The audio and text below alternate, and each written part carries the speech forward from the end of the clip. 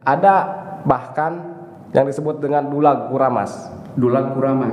Jadi itu gimana? menabuh bedug sebagai tanda memulainya untuk berkeramas karena masuk bulan puasa. Jadi pas maghribnya bulan puasa, siangnya itu ada tabuhan bedug yang ditujukan untuk memulai berkeramas gitu ya.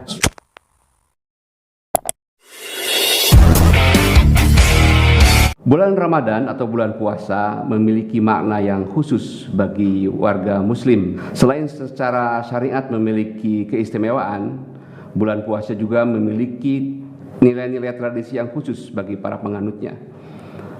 Dalam setiap zaman tentu ada kebiasaan-kebiasaan yang selalu dilakukan oleh kaum muslimin, khususnya juga di Bandung. Pada kesempatan ini di podcast Apa Kabar .news telah hadir Kang Atep Kurnia, seorang penulis buku dan pegiat literasi yang juga sering melakukan penelusuran atau penulisan-penulisan tentang kelampauan tradisi-tradisi di Bandung dan Jawa Barat, termasuk juga soal bulan Ramadan ini. Apa kabar Kang Atep? Alhamdulillah. Kuma damang. Pangesto kan? Naik apa dari Cicalengka ke sini Kang Atep? Pakai kereta api ya? Lokal. Kereta api lokal. KRD. Apakah stasiun Cicalengka masih menjadi tempat untuk ngabuburit? Sekarang tidak. Tidak ya. Tidak, karena space-nya kan sekarang sudah dibatasi ya, tertata dengan baik gitu ya. Tidak seperti yang digambarkan misalnya dalam buku Taman Pamekar. Ada Ade sama siapa? Dengan temannya, memang di situ rumahnya di sekitar Cikuya gitu, sekitar Cicalengka. Keluarga keluarga Ade ini. Memang tinggal di Cicalengka, Mantri Pasar. Mantri Pasar. Kang Atep, kita ingin tahu ini.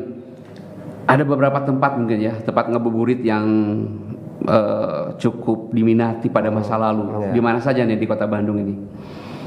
Kalau untuk di ini ya, saya di penelusuran ya di yang paling ini ya sekitar alun-alun Bandung. Ini sebagaimana ya, ini sekitar tahun 30-an 40-an. Ini sebagai yang saya kira sangat hidup, sangat baik digambarkan oleh Sarip Amin di dalam bukunya Kerkuring di Bandung.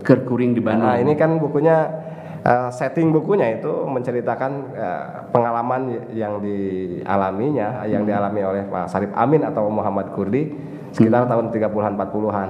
Di antaranya beliau menggambarkan kebiasaan beliau ketika kecil ngabuburit, dan memang tulisannya berjudul ngabuburit di situ ya, di Kerkuring ini. Salah satu kebiasaan anak-anak tahun 30-an 40-an di alun-alun Bandung itu adalah menyaksikan bagaimana petugas pendopo Kabupaten Bandung menyulut meriam sebagai tanda buka puasa. Konon menurut Pak Kurdi ini, meriam ini adalah, atau kebiasaan menyulut meriam ini menjelang buka ini adalah oleh-oleh yang dibawa Wiranata Kusuma 5, RAA Wiranata Kusuma 5 sepulang dari Mekah menunaikan haji. Jadi pulangnya oleh-olehnya membawa meriam. Di antaranya itu. Dan di antara yang lain kan ada juga kamar khusus yang menyerupai kamar yang di Arab itu katanya ya, konon ya. Tapi untuk di pengalaman Pak Sarip Amin atau Muhammad Kurdi itu, ketika masa kanak-kanak itu beliau ngabuburitnya di sekitaran alun-alun Bandung, diantaranya menyaksikan bagaimana petugas. Jadi ada petugas khusus mungkin ya yang menyulut meriam. Tapi mungkin itu bukan hanya untuk buka ya, untuk sahur juga. Iya, jadi ada dua fungsi, dua kali penggunaan meriam tersebut ya. Yang satu untuk menandai imsak sebagai berakhirnya sahur, dan yang kedua tanda buka. Itu yang paling favorit di Bandung ya, di sekitar alun-alun Bandung, dan yang lainnya di stasiun ya. Karena orang waktu itu melihat kereta api sebagai sesuatu alat transportasi yang mungkin unik ya, dibanding cuma lihat mobil ya. Iya betul. Ya meskipun pada waktu itu sudah ada ya istilahnya suburban atau Suburban itu sejenis bis kota lah. bis kota ya, antar kota ya. Misalnya dari stasiun ke Lembang atau ke ke perkebunan itu ke Pangalengan misalnya dari stasiun ada. Ya, Nah, itu juga sudah ada tahun 30-an sudah ada di Bandung. Ya. Kalau selain seputar Pendopo atau alun-alun, daerah mana lagi yang dekat selain stasiun juga tuh? Daerah ya kebun binatang ada. Emang sudah ada waktu itu? Sudah ada. Kebun binatang kan diresmikan tahun 33 di Bandung ya. Jadi embrionya sendiri sudah berkembang lama. Sejak tahun 20-an di daerah kalau sekarang daerah Citepus istilahnya yang sebelah barat stasiun itu awal mulanya di sekitar situ, kemudian pindah ke Taman Sari. Taman Sari dan jadi milik pemerintah kota Bandung ya, Geologis Park itu. Kalau kita lihat kebiasaan masa lalu dari sisi kulinernya nih, mau buka itu kalau sekarang kan orang mau buka tuh wah beli kuliner itu gorengan segala macamnya. Pada masa lalu itu apa sih makanannya? Nah, ini ada juga yang menarik. Ini lagi-lagi berkaitan dengan buku karena saya buku itu melukiskan masanya kan? Ya benar. Judul tulisannya Guguyon Dina Bulan Puasa. Penulisnya GS ya. Di situ GS aja penulisnya. GS konon katanya itu singkatan dari nama penulis Sunda. Bukunya terbitan Balai Pustaka tahun 30-an. Dok Bang Rewong. Jadi ini buku kumpulan cerpen Sunda pertama. Di antara cerpennya ada cerpen judulnya Guguyon Dina Bulan Puasa. Nah, ceritanya cerita lucu yang menggambarkan yang saling saling memergoki ketika batal puasa. Pertama-tama seorang juru tulis ketemu terpergok buka oleh Wadana. Kalau dalam istilah kita ngagodin. Ngagodin. Atau istilahnya banyak ya, ada ngagodin, ada puasa ayakan, puasa ini. Nah, tapi di lain hari si Wadana ini justru ketemu tapi tidak secara langsung. Ada ketemu bekas-bekas makanan dan ada katanya kopi susu yang masih mengepul, kemudian ada sarikaya yang di pabalatak lah. Nah, tapi dari situ, dari gambaran itu saya menemukan bahwa di antaranya yang makanan khas menjelang buka puasa itu paling tidak untuk kalangan menak itu ya. Wadana kan menak ya. Menak menengah mungkin. Itu untuk ininya sarikaya kan. Untuk pembuka tajilnya sarikaya, kemudian makanan utama, setelah makanan utama kopi susu dong gitu. Itu paling rokok ayahnya tetapnya. Ya rokoknya dari dulu gitu kan. Rokok mah sudah jelas, rokok kopi sudah menjadi tradisi lama. Sudah lama. Kalau tradisi menjelang lebarannya nih. Kang Atep, apa yang dilakukan? Kalau kita kan sekarang nih ada pawai bedug misalnya, takbir keliling segala macam, ada kembang api. Zaman baheula seperti apa ya? Sama sih, hampir sama ya, tapi ini juga di buku-buku Sunda gitu. Di bukunya Rusti Jeung Misnam ini terbitan tahun 1910 juga ada 1910 ya gambarannya. Kemudian di buku anak-anak ya, karya Samsudi, misalnya Babalik Pikir dan lain-lain juga gambaran menjelang Lebaran ini banyak juga. Ya di antaranya ini untuk anak-anak ya, mungkin juga dewasa. Ada istilah marema ya. Usum marema gitu kan. Karena untuk menjelang Lebaran itu digambarkan dengan istilah marema.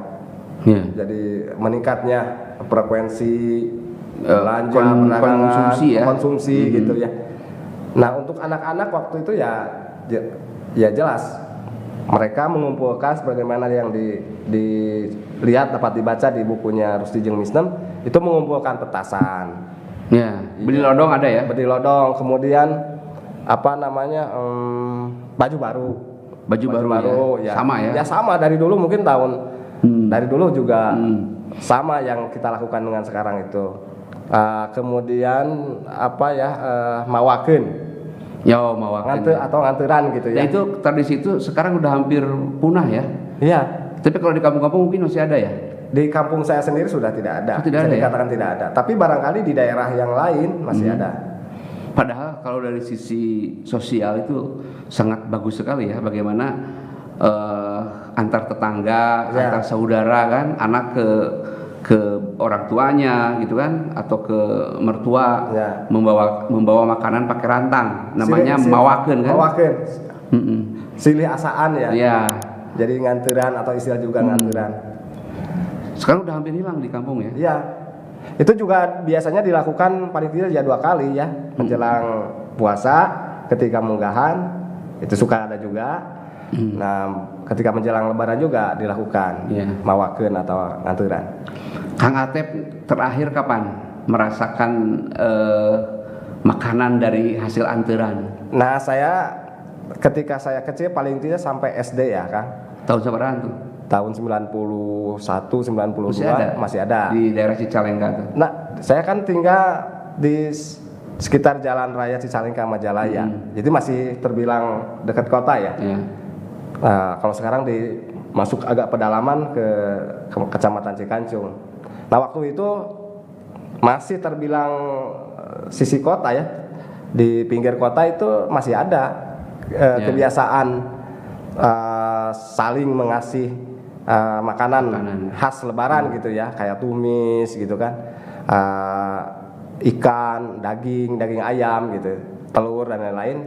Itu pakai rantang, mawakeun ke tetangga, ke kerabat dan lain-lain. Itu saya persis ingat karena ada tetangga yang ngontrak gitu di dekat jalan raya itu ngasih uang. Makanya karena saya mengasih makanan gitu kan. Oh, di buruhan. Di buruhan. Seolah-olah mau memberi tips gitulah kalau sekarang. Saya masih ingat karena itu waktu itu Lebaran, mau menjelang Lebaran, saya ngasih rantang dari rumah gitu. Itu yang persis saya ingat. Nah, terus ada juga tradisi ya. Dulu menjelang bulan puasa itu ada istilah kuramas. Oh, tradisi kuramas. Ya. Pernah merasakan juga? Ya. Nah, itu kalau kita lihat dari buku-buku lama, ada nggak penyebutan tradisi kuramas? Ada, Kang, di buku apa ya, di bukunya Haji Hasan Mustafa ada di adat urang Priangan jeung urang Sunda lian tieta ini tahun 1913. Ini sangat menarik buku ini karena dari buku ini saya jadi tahu ya bagaimana puasa menurut orang Sunda. Terus gimana tuh? Nah, ini dikupas. Ya, sedikit ya. Kalau menurut Haji Hasan Mustafa puasa menurut orang Sunda adalah tapa. Jadi menahan diri gitu ya. Tapa, menahan diri. Kemudian juga yang sangat menarik dari pendapatnya Haji Hasan Mustafa terkait puasa adalah puasa menurut orang Sunda adalah bulan yang sangat dimuliakan bila dibandingkan dengan bulan-bulan yang lain. Iya. Itu satu. Kedua, yang ketiga, bulan puasa adalah bulan di mana kata Haji Hasan Mustafa, bercampurnya antara ritual agama dengan adat. Adapun adat menurut Haji Hasan Mustafa ada 2, Kang. Adat itu kata Haji Hasan Mustafa, ada yang disebut dengan adat bawati kudrat.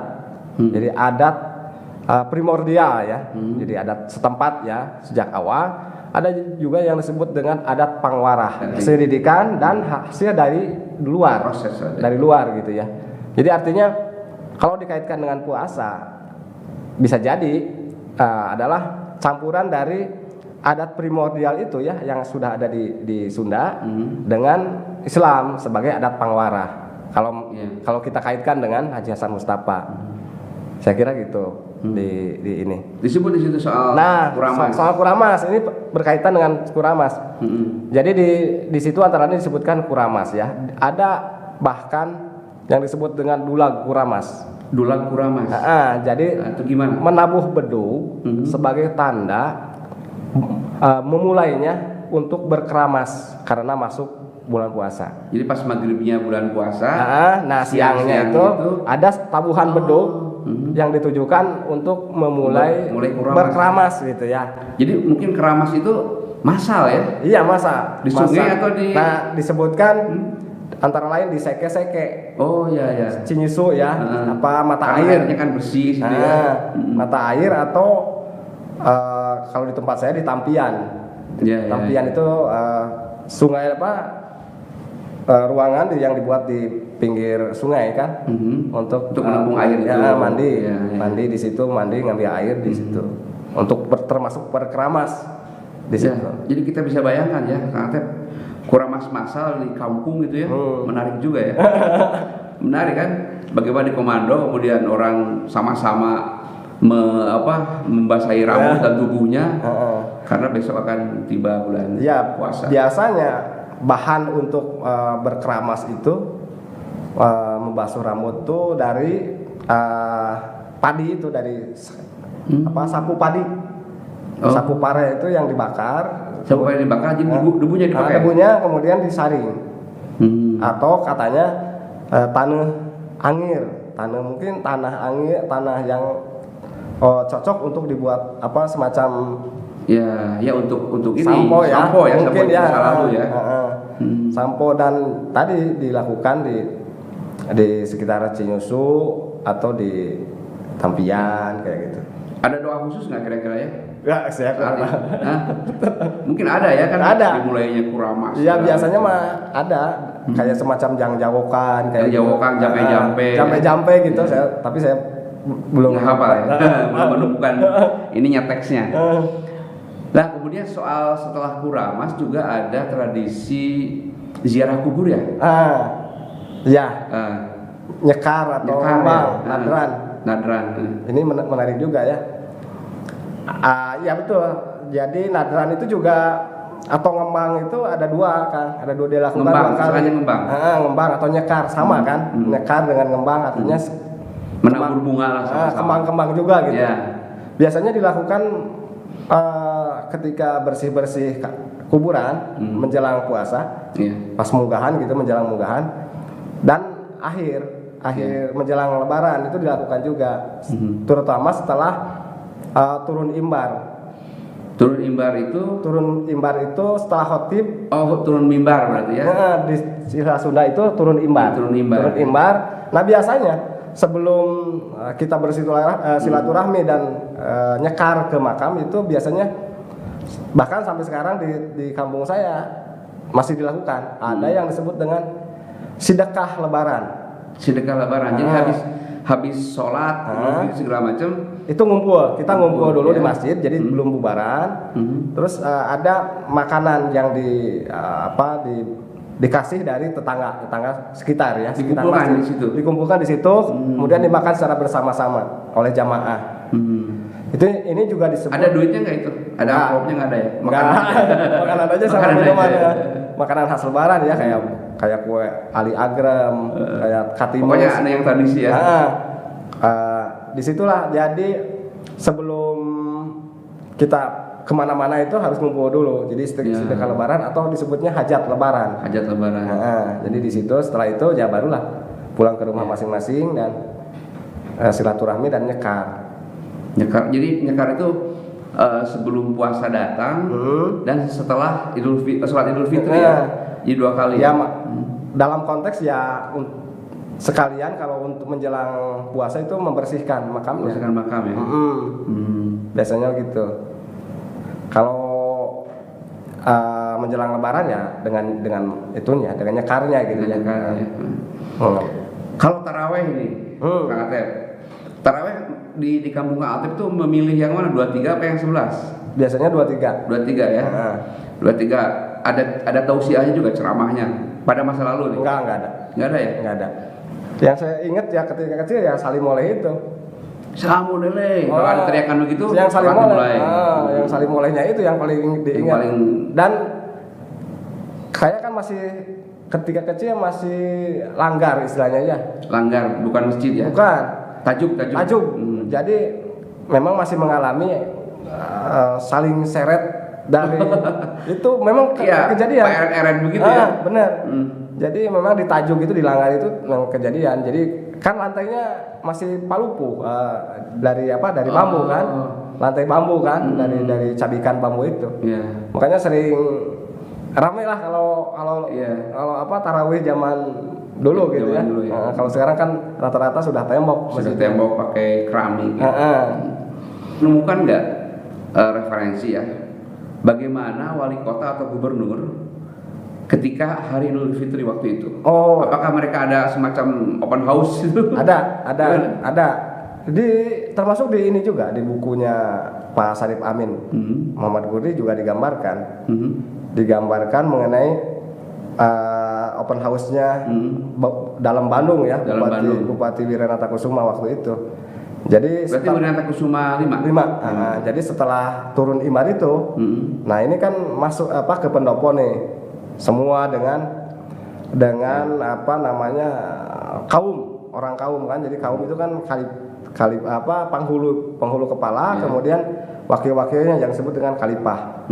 Dengan khalifahnya di bareng gitu masuk ke pendopo, di situ ngariung gitu ya. Jadi ngumpul bareng. Nah menjelang agak siang, si pejabat-pejabat Belanda itu datang. Oh, silaturahmi juga ke situ. Silaturahmi ke situ. Nah disitulah ada semacam open house, makanan, minuman di situ disajikan. Tapi Rahayat boleh masuk ke situ? Ada kan, ada, kita lihat di bukunya siapa? Pak Harito Kutokunto ya, kan ada gambar itu yang lagi barengan makan bareng itu.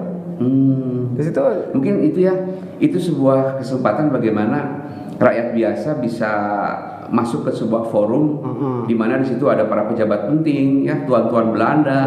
Mungkin saat itu ya. Saat itu ya. Ya meskipun memang tetap ya aturan soal keningratan yang sangat berjarak dengan kelas-kelas tetap ya jelas. Iya pasti ya. Waktu open house itu ada dialog nggak antara masyarakat dengan wali kotanya, dengan gubernurnya misalnya, mengadukan persoalan apa gitu? Biasanya mah antar golongan gitu aja kan. Jadi antar kegedean saja. Kegedean. Gitu. Misalnya antara bupati dengan asisten residen, ya dalam konteks di Bandung kan asisten residen Bandung dan residen Priangan dan keluarganya. Ini saya kemungkinan besar kalau itu bisa melalui kaum, karena kaum lebih inklusif ya. Khalifah itu ya, penghulu. Kaum itu kan seakan-akan jadi mediasi ya, atau mediator di antara umat sama dengan Umaro. Jadi posisinya ada di tengah. Jadi si kalangan ulama atau di kaum ya, karena kaum pegawai negeri kan, pegawai negara, karena digaji oleh negara. Tetapi dalam praktiknya ini bisa jadi mediator, jadi penyambung lidah gitu ya, dari apa yang jadi unek-unek rakyat itu bisa disampaikan oleh si kalangan kaum ke menak-menak atau ke kalangan atas gitu. Iya. Berarti itu tidak harus terjadi di bulan. Iya. Tidak saat Lebaran ya.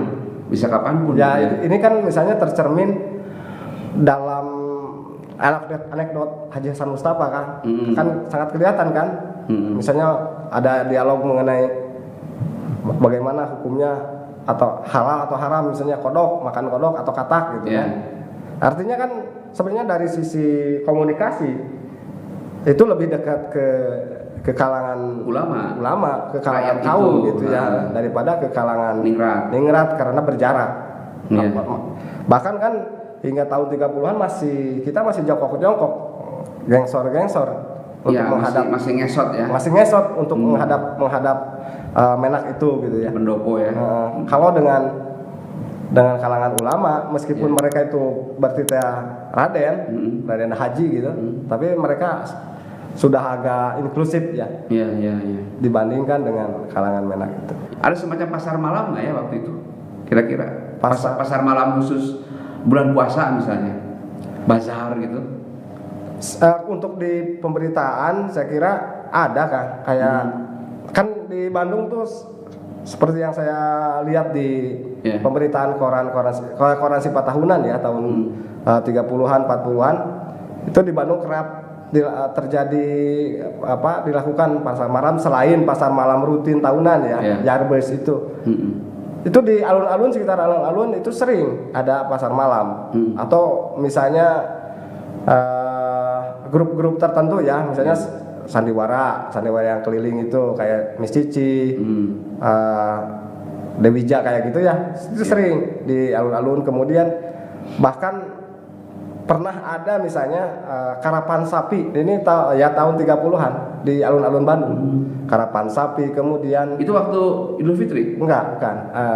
Perayaan Ini mah lain hari ya, ya? ini sebagai analogi ya. Jadi itu sering terjadi adanya apa namanya hiburan-hiburan keliling itu yang diantaranya ke Bandung ya. Termasuk misalnya satu lagi contoh balon udara kan. Balon udara pernah juga dilakukan di alun-alun Bandung. Jadi Untuk perayaan apa ya waktu itu ya? kayaknya mah seperti sirkus gitu, akrobat rombongan kayak gipsi gitu dari kota ke kota. Ya, gini Kang Tep, ada adat istiadat yang sebetulnya masih bisa dipertahankan dan layak dipertahankan untuk membangun sebuah relasi sosial di tengah masyarakat gitu ya. Walaupun zaman sekarang sudah berubah. Gitu. Ya tadi seperti tadi kan. Jadi banyak hal-hal yang baik ya yang kita timba dari masa lalu, tapi sekarang jarang dilakukan. Misalnya tadi tradisi mawakeun atau nganturan ya. Itu kan di samping istilahnya saling ngasaan ya. Jadi saling mencicipi gitu makanan yang kita masak. Tapi juga di balik itu kan apa istilahnya memanjangkan tali silaturahmi ya, yang sebelumnya dengan tetangga ya bisa jadi jarang bertemu. Misalnya tadi pada kasus saya tetangga baru itu waktu itu juga ketemunya gitu. Jadi termasuk tradisi bersalam-salaman nguriling. Ini juga kalau di tingkat kampung di tempat saya masih dilakukan. Ini barangkali juga patut juga ya kalau untuk dilestarikan ya dilestarikan gitu. Atau bagian dari masa lalu ya barangkali untuk di skup kota, bagian dari masa lalu yang mungkin bisa diaktualisasikan lagi untuk masa sekarang, meskipun cara bersalamannya kan lain ya sekarang. Apalagi sekarang pandemi gitu. Kikiannya unggulnya. Asa kurang pas oke. Ini pembicaraan yang menarik ya. Dan tentu seperti kita harapkan tadi, mudah-mudahan apa yang masih kita anggap baik di masa lalu masih bisa kita terapkan di masa sekarang untuk menumbuhkan relasi sosial yang lebih baik.